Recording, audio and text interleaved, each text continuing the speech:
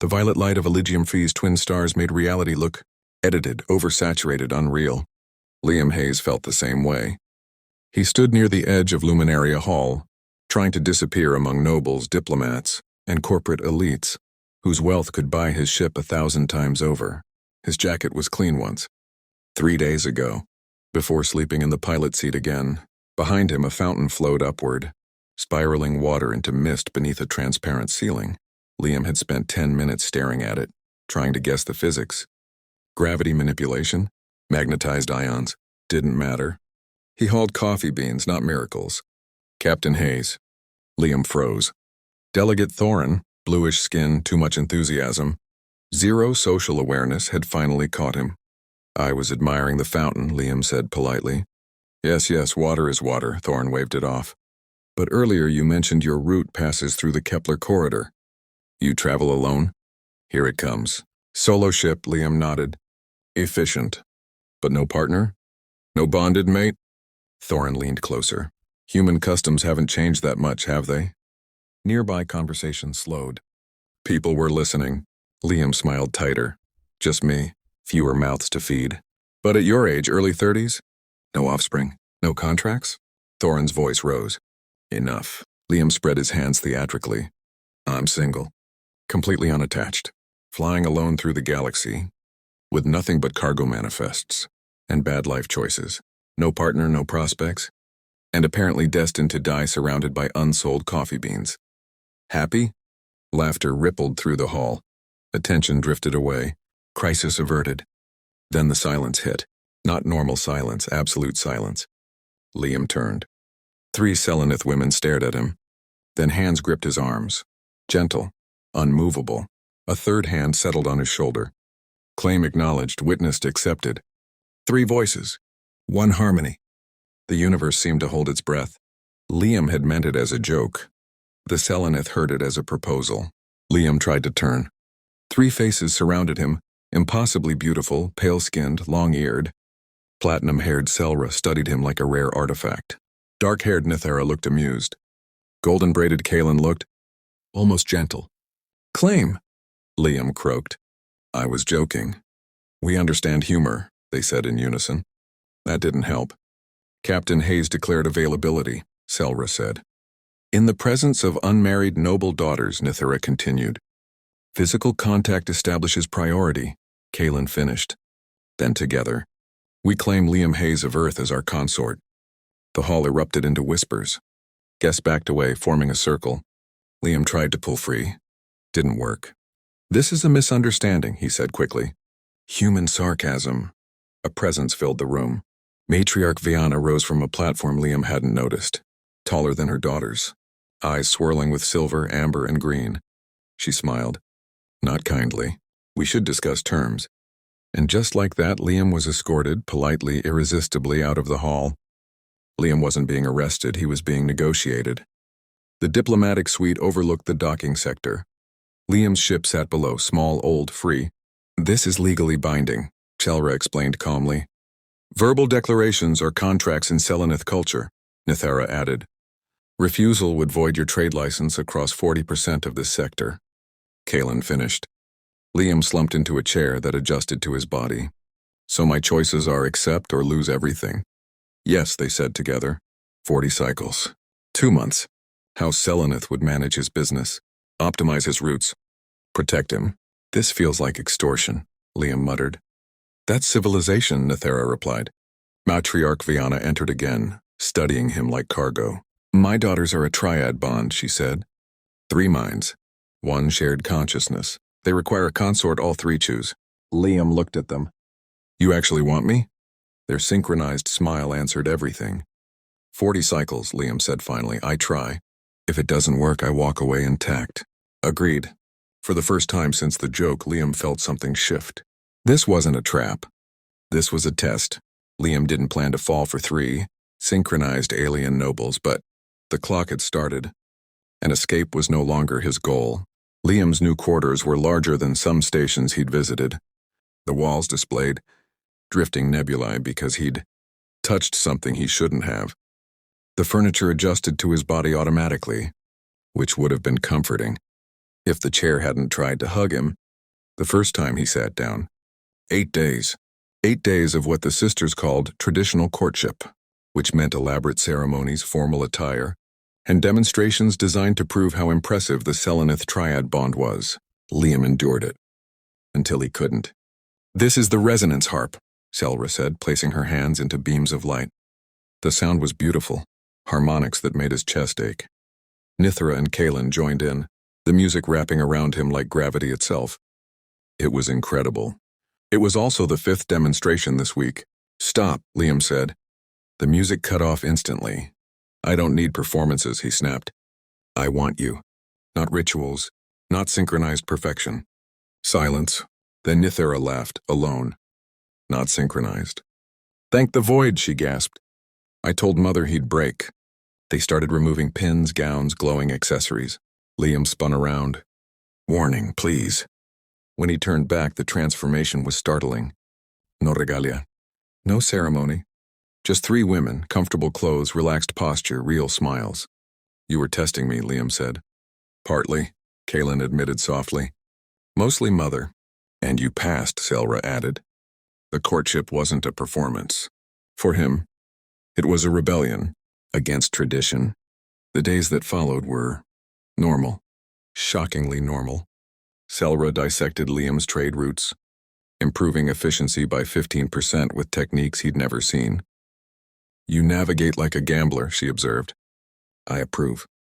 Nithara dragged him to the training decks and proved repeatedly that noble daughters were trained to fight. "This is self-defense," she said cheerfully while Liam struggled to breathe. Also stress relief. Kaelin took him to private gardens hidden from the public. "People fear what they don't understand," she said, watching bioluminescent plants react to her presence. "Even our own kind." They spoke about the triad bond. "It's always there," Selra explained. "We feel each other," Nithra added. "Separation hurts," Kaelin finished quietly. "You want me inside that?" Liam asked. "We don't know," they said together. Then Kaelin alone. "We've never wanted to try before."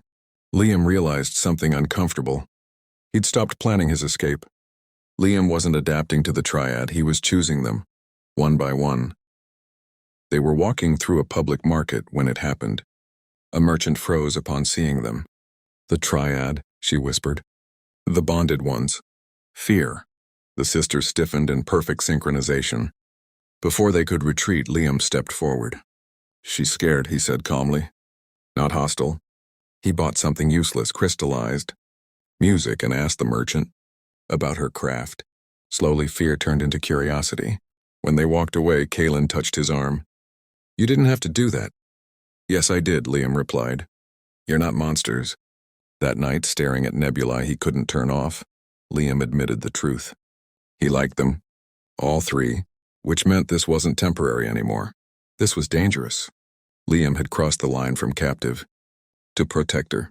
The cultural festival hit Elysium 4 like a controlled explosion. Music from a dozen species overlapped. Gravity was optional in some corridors. Food stalls steamed with scents Liam couldn't even name.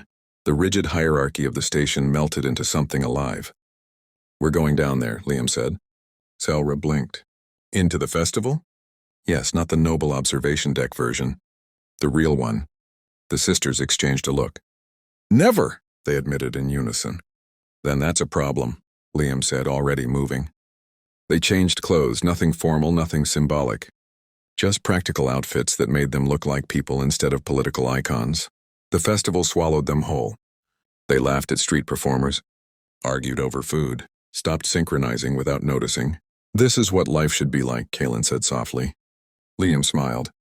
"You're allowed to want that." For the first time, the triad wasn't bonded by tradition.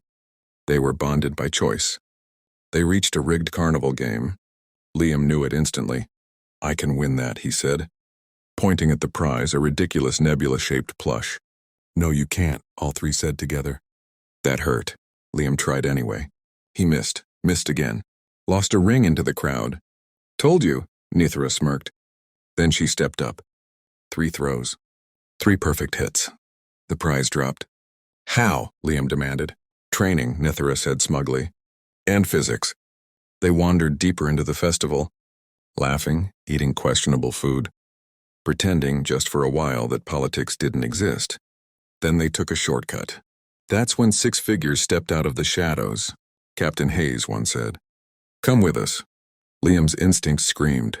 Freedom lasted exactly long enough for someone else to try to steal it. Nithara moved first. Not fast. Instant. She disarmed one attacker before Liam could blink. Selra and Kalen engaged 2 more with precision that screamed military training. Liam fought 2, dodged, kicked, remembered everything Nithara taught him. Then pain, an injector bit into his neck. His body stopped listening. As the world tilted, he saw 3 identical expressions on 3 alien faces. Pure fury, not synchronized performance.